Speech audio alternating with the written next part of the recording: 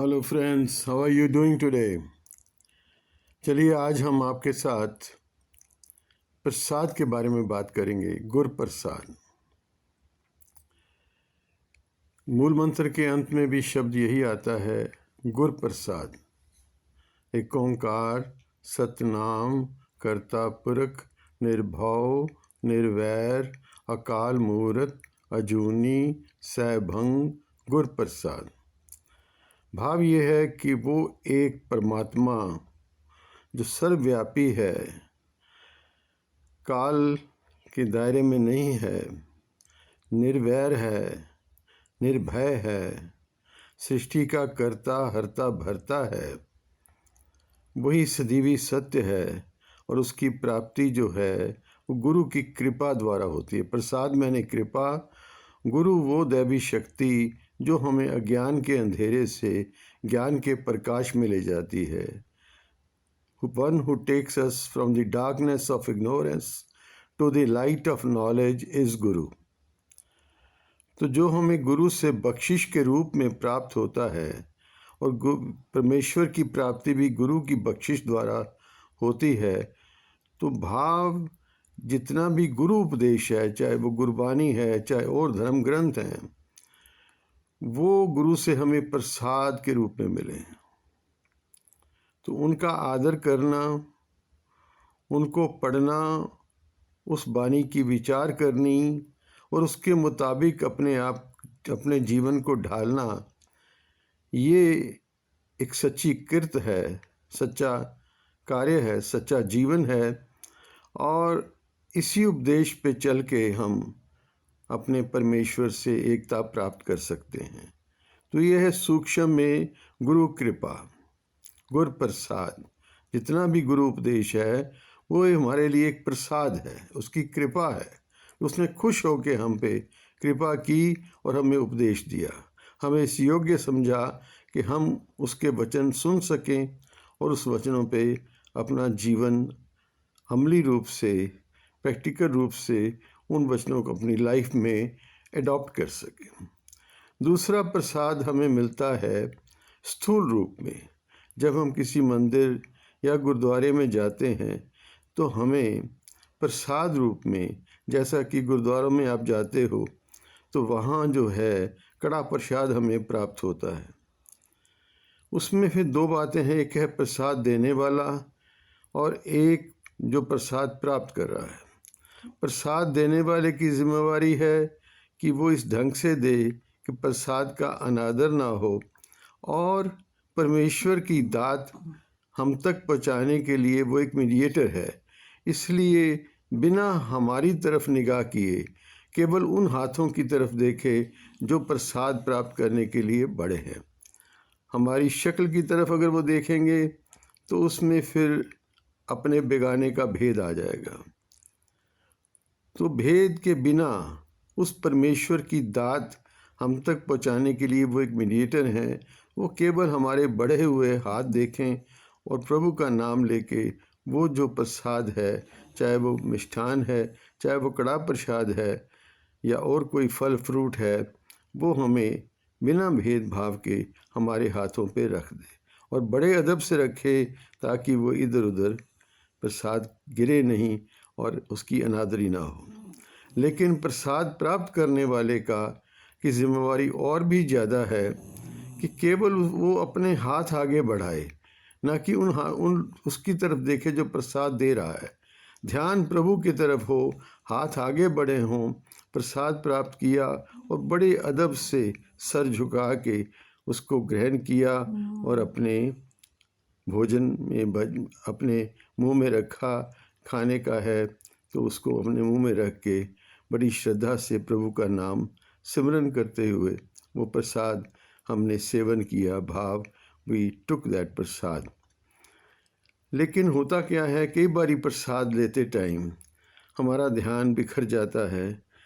We are not connected.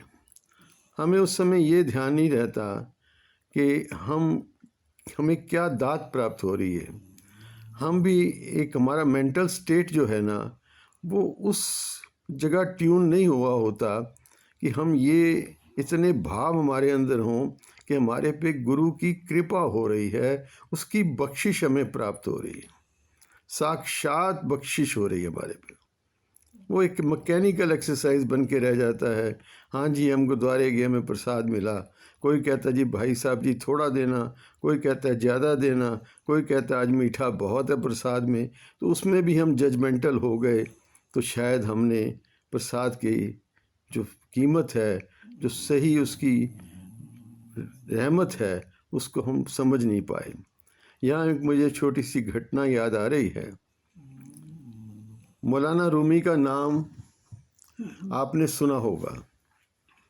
मौलाना रूमी एक दफ़े विचरते हुए वहाँ आए जहाँ उस वक्त के महान संत चिश्ती परंपरा के तीसरे चिराग बाबा शेख फरीद जी विद्या प्राप्त कर रहे थे, अभी बालक रूप थे।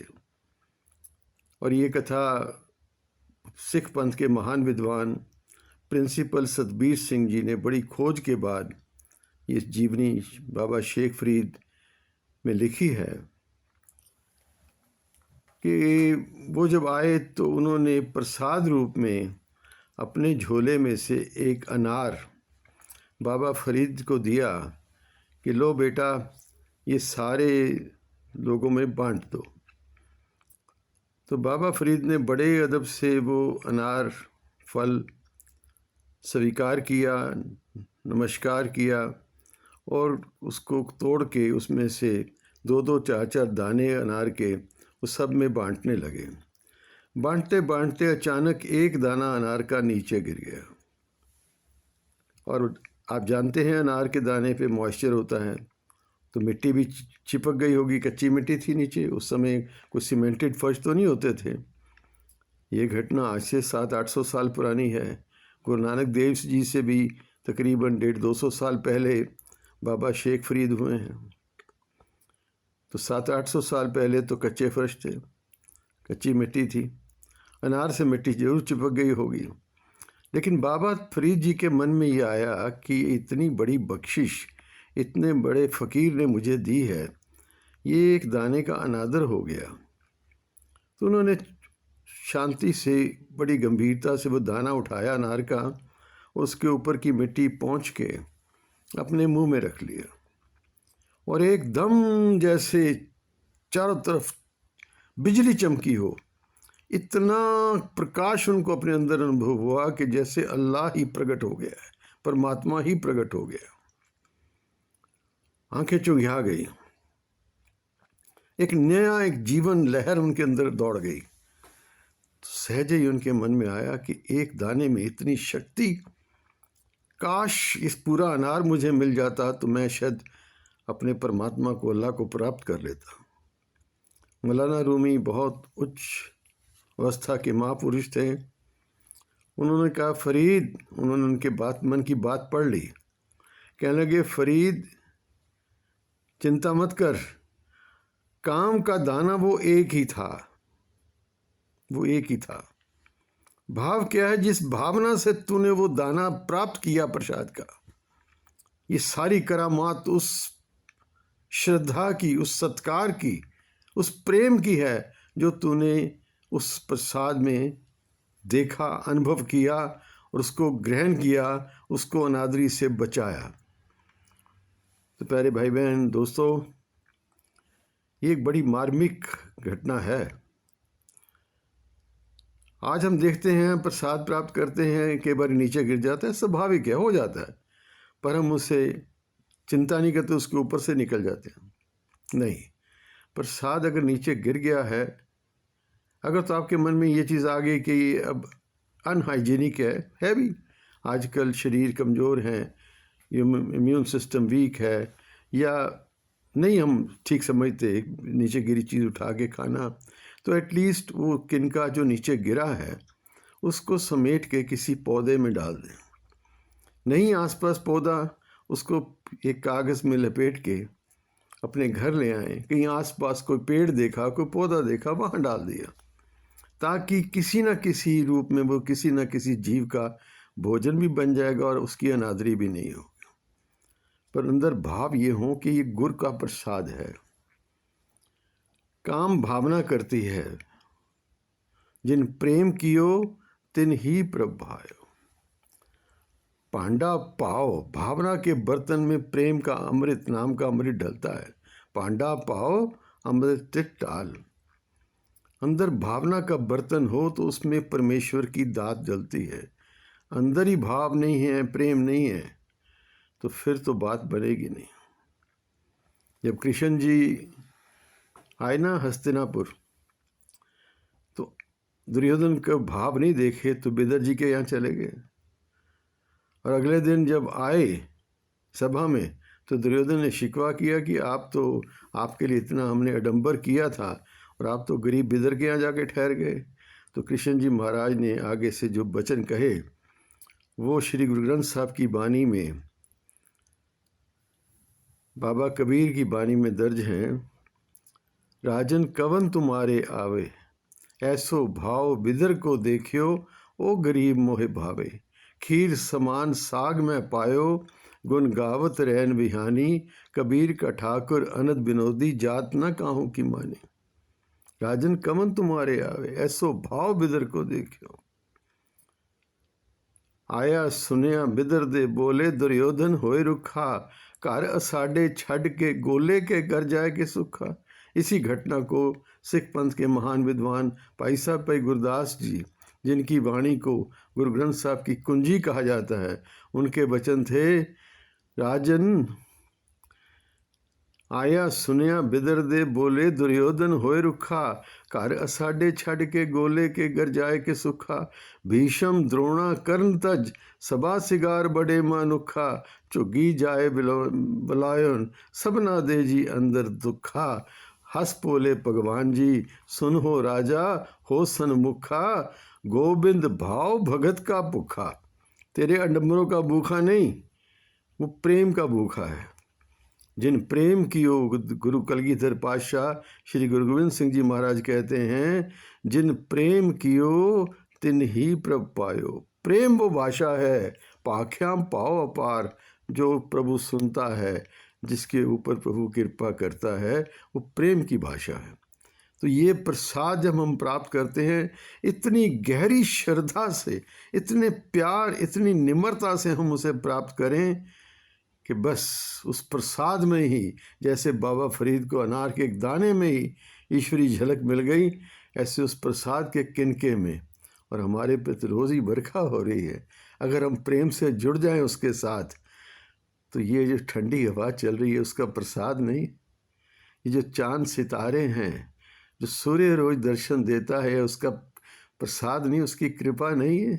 ये जो सुंदर शरीर हमें मिला है, ये माँ बाप मिले हैं, ये शरीर के सुंदर अंग मिले हैं, ये विद्या मिली है, ये स्कूल्स मिले हैं, इंस्टीट्यूशंस मिले हैं, या क्या उसकी कृपा नहीं है? सब उसकी कृपा की निशानी है, सब उसकी बख्शिश की निशानी है।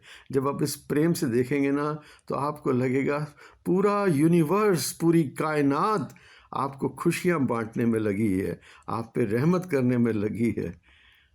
तो वो जो प्यार अंदर से उठेगा ना, उसका कोई मुकाबला नहीं। ये प्रसाद एक ऐसी दात है, तो उसी श्रद्धा, उतने प्रेम, उतने सत्कार से आप उसे प्राप्त करेंगे, तो फिर देखेंगे आपके जीवन में कैसा रंग पड़ता है। ये पूरी दुनिया ही कुछ और रंग में सबर के निखर के आएगी। कहते हैं ना, when you leave this world, leave it is a little better one than what it was। आज हम वातावरण को बिगाड़ रहे हैं, पूरे बैलेंस को सृष्टि के, डगमगा रही है सृष्टि। पहाड़ों को हमने कमज़ोर कर डाला है, सड़कें बना बना के, बारूद डाल डाल के, पेड़ पौधे काटे चले जा रहे हैं हम, पानी पल्यूट कर रहे हैं, समुद्र को पल्यूट कर रहे हैं। फिर ये सब समझ में आएगा, ये जो गुरु से हमें, परमेश्वर से बिना कीमत के, बिना कुछ दिए हमको ये दात प्राप्त हुई है, हमें उसे पॉल्यूशन करने का या उसका रूप बिगाड़ने का कोई इख्तियार नहीं है। ये तो फिर उसकी दात की अनादरी हो गई ना, जो उसने बिना कीमत के हमें प्रसाद रूप में दिया, हमने उसका सत्कार ही नहीं किया। तो फिर आप देख रहे हैं कि कैसे समाज, संसार गिरावट में जा रहा है, हर तरफ पॉल्यूशन है, हर तरफ वनस्पति का, नेचर का अनादर हो रहा है। तो काश इस संदेश से हम जुड़ें और इसके भाव को, उसके मर्म को समझें, और जो कुछ भी हमें प्रसाद रूप में, कृपा रूप में हमारे परम पिता परमात्मा अकाल पुरख वाहिगुरु, अल्लाह, राम, जो भी आप कहते हो, गॉड, उससे बिना कीमत के मिला है, उसका सत्कार करें और उसका ज़्यादा से ज़्यादा उसकी रक्षा में अपना ध्यान लगाएं। इन शब्दों के साथ परमात्मा की जो कृपा आप पे बरसती रहे, आपके परिवार पर बरसती रहे। खूब खुशियाँ मानो, आनंद लो, प्यार लो, प्यार दो, प्यार बांटो। प्यार ही जीवन है, प्यार ही परमात्मा है। वाहिगुरु जी का खालसा, वाहिगुरु जी की फतेह।